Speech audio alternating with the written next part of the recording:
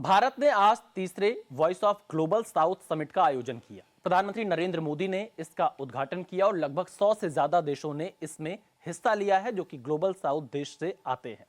अब आपके मन में सवाल आ रहा होगा कि आखिरकार ये ग्लोबल साउथ देश क्या है और भारत इनका आयोजन क्यों कर रहा है।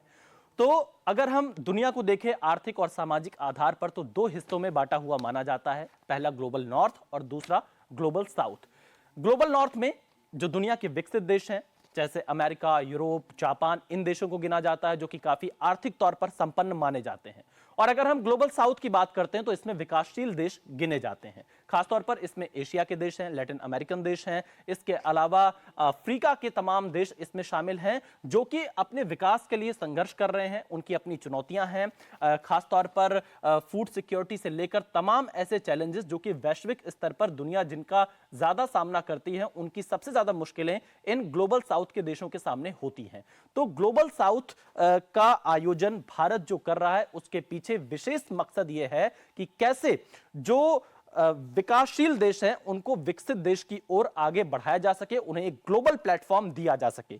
2023 में भारत ने जब इसकी शुरुआत की थी तो उस समय लगभग 125 देशों ने इसमें हिस्सा लिया था, और जिसमें 47 अफ्रीकन देश थे, 31 एशियाई देश थे, 29 लैटिन अमेरिकन देश थे, 11 ओशिनियाई और 7 यूरोप के देश शामिल थे।